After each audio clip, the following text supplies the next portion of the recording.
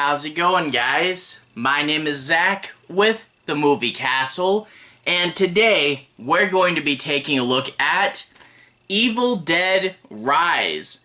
This just came out April 21st, 2023, and is directed by Lee Cronin. This movie stars Lily Sullivan, Alyssa Sutherland, Morgan Davies, Gabrielle, Echols, and Nell Fisher. And the original movie's creators, Bruce Campbell and Sam Raimi, are here as producers. Good to see them still involved. And overall, I was really excited for this film. It's one of the films I was looking forward to the most of this year, and I can't believe it's out already. That's really great. I'm a big fan of the franchise, and we actually don't get Evil Dead films all the time. It's actually been a while since the remake. But this is the 5th Evil Dead movie overall. We had the original trilogy, and then we had the remake. And while it's never explicitly said, this is definitely a follow-up to the remake. It's just got that grungy, more serious world. So yeah, the second in the remake universe. I believe the story was that this was going to be an HBO Max original, but it screened so well that they gave it the big screen treatment, which I'm really glad they did. Really glad to see this on the big screen. Looks great. And this one is a little different than your average Evil Dead movie. They tried to shake things up a bit. It's in a high-rise apartment building, hence Evil Dead Rise, and also they focus primarily on one Deadite, the evil mother character. Now, don't get me wrong, there are several Deadites, but there's clearly a lead one, so doing some stuff the Evil Dead doesn't do too often. And then also, we have the introduction of younger characters, which again, really not common for Evil Dead, and I was a little worried that they would make the movie feel a little too safe. I guess I wasn't paying attention to one of the trailers that did spoil something for one of the characters, but at the same time, I did go in and go, yeah, there's no way they're gonna throw that little girl into the wood chipper or anything. So, I will say though, they're not quite as safe as I thought they would be though. So yeah, don't worry, it's not toned down. If you guys are big Evil Dead fans, you know what to expect, and they definitely did deliver on the essentials. There's tons of blood, creative gags, and, the Deadites are still the Deadites. They're their evil, maniacal self, just loving to wreak havoc, and they do a good job of that in here. Overall, I thought this movie was pretty good. I really did like it.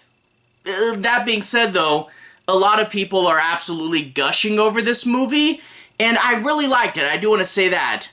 But that being said, I do have some problems with it, and I think it's probably the worst of the Evil Dead movies.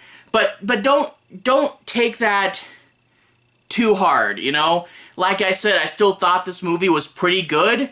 But that being said, pretty good. The other 4 Evil Dead movies I thought were absolutely terrific. And this is a slight step down. And I do want to say a slight step down, but it still is a step down, and there still is some things I want to say. But that being said, I still liked it. I'll buy the Blu-ray when it comes out. I'm a big fan of the series. I like this one as well, just not quite as much as the others, and we'll go over problems in a little bit. Anyway, in order to analyze this movie further, I do want to talk about the plot.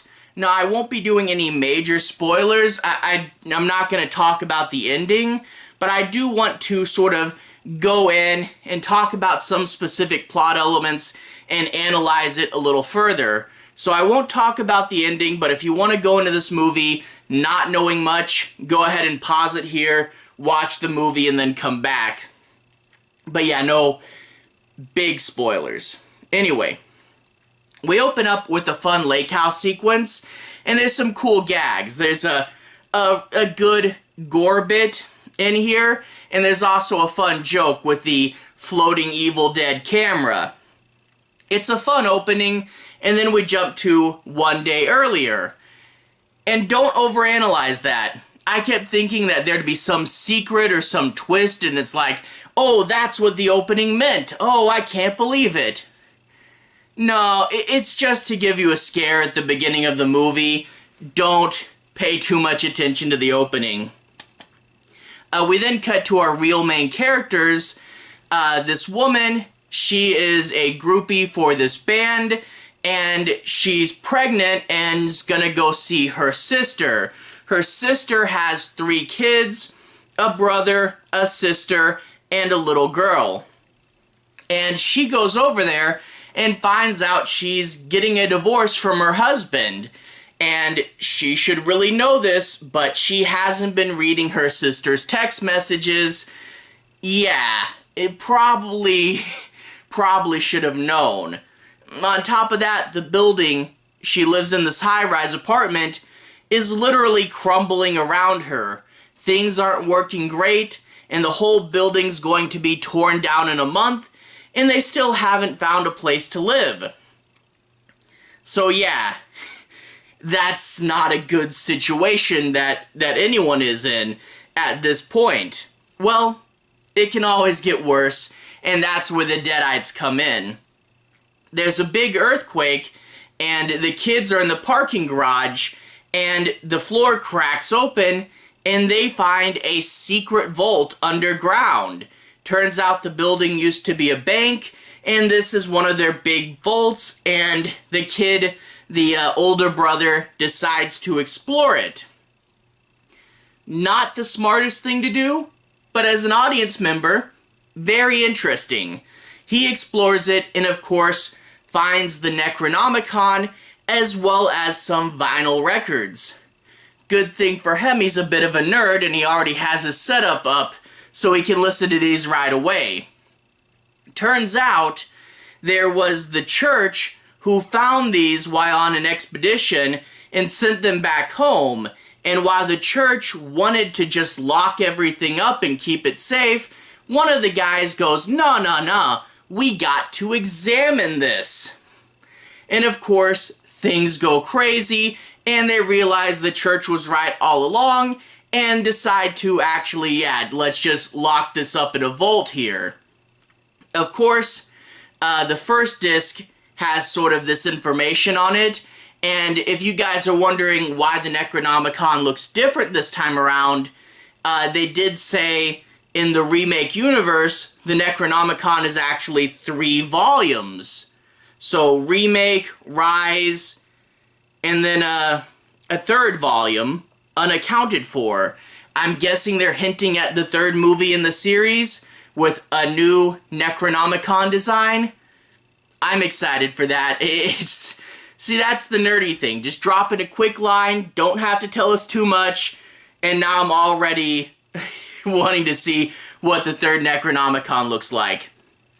Anyway, the second disc, of course, has the summoning spell on it, and the church really should have broke that record, or at least put "Do Not Play" on it, but whatever, it's still there, and of course the Deadites will come, and they will get the mom when she's in the elevator.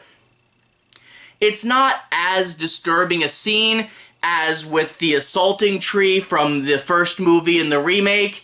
It's not as bad. It's still a really creative and interesting scene, and this is going to get the mom possessed. And now that's the pitch for this movie, is your mom is the villain. And there's an interesting setup and a family dynamic there. Well, the earthquake destroyed the stairs. You don't want to go back in that elevator. You're stuck way up high in a crumbling apartment with Deadites on the loose. That's a pretty good setup. I really do like that idea. You know, it's still confined even though they're in the city. The apartment is an interesting place. And hey, the villain being your mom, that's cool. There's a lot that I really like here. And I guess, I am building it up. I say I really like it. I still have to complain, though. It's just part of being a nerd. Again, I really like this movie, but this section is my gripes. First of all, I think when we get to our family, it does start a little bit too quick. If you guys have watched my thoughts on the Conjuring movies, Conjuring 1 and 2 really give you time to get to know and feel for the family, and they're really relatable. Conjuring 3 jumps into it a little bit too quick, and it's sort of like this as well. I don't feel I quite got enough of the connection with the family beforehand, and the fact that everything was already kind of grungy and they were already kind of fighting, you didn't quite get the warmth and heart that you needed with such an emotionally driven, family-based story, and I just wish we got just a little more time getting to know the family and getting that feeling of warmth that we want to protect when the scary things come. So there is that. Also, this is the second movie around that Evil Dead was serious, and the remake, Evil Dead being serious, had much more of a novelty behind it. Can you believe they're doing Evil Dead but serious? This is crazy. So the novelty is worn a little bit, and I do wish that they would play into the humor a little more. There is humor, there is jokes, and I do like that.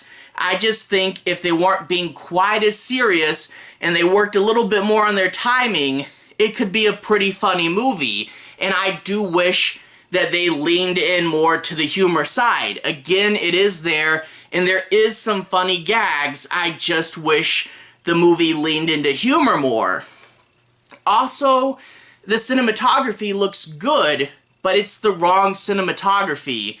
It's the whole dark with some really nice highlights. It looks clean, it looks good, but it doesn't look dirty, you know? This is the cinematography for a really good ghost movie, but not reanimated corpses. The original Evil Dead had that in spades because it was an indie film, and then the remake, even though the cameras were much better, it still had that dirty feel. And even though the set is all crumbly and falling down, this is good ghost movie cinematography when I really needed grungy, gritty, dirty cinematography. So it's not bad, it's just wrong for the movie, you know? And it looks good, but it's not right, you know? Nerd complains. Whatever. Anyway, the gore as well. There is good gore gags, there is good gore moments, there's fun, creative things, there's a ton of blood, it's all there. But it's not quite as wince-inducing as the remake. Like the Evil Dead remake, you have to kind of hesitate to recommend it to someone, and there's still scenes from the remake that I kind of shudder to think about. That whole scene with the box cutter and the tongue, that still gets me to this day. And I don't know, maybe I've watched too many horror movies since the remake and now I'm more jaded and maybe it's just the memory of a scare. But there's good gags in here, but it was nothing that got me quite as good as the original remake, you know? There's just moments in that movie that were just, gah, in a good way. And I think the best example is the cheese grater scene. Deadites coming at you, you throw something at the deadite, oops, that's a cheese grater, it caught it, slash your throat, your calf, not your throat. The deadite hits the girl on the calf with the cheese grater. It does damage, the gore effect is there, but it's not wince-inducing. What should have happened is when the deadite caught the cheese grater, closer up shot, slam into the calf, and then slowly pull back and let us see the flesh ribbons. Hold on the gore effect, go slow, put weight into it. You know, it just was a little too fast and a little too unfocused. You know, it just kind of went boom and it was over a little too quickly. You gotta hold, you gotta pull it out, you gotta stretch it. That's how you really make a wince, you know? And I do want to say all the gore was there. It's just not as good as the remake, you know? So I think that's pretty much the end of the complaining section. I do want to say I did really like this movie. It's just I have some gripes with it. It's not as fun as the original trilogy and not as grungy as the remake. It's still good, it still does new things, and it does a lot of stuff I like, but it's just not quite as effective as the last four. Again though, still really good. The Deadites are back, they're up to their own shenanigans, and there is gallons upon gallons of blood here.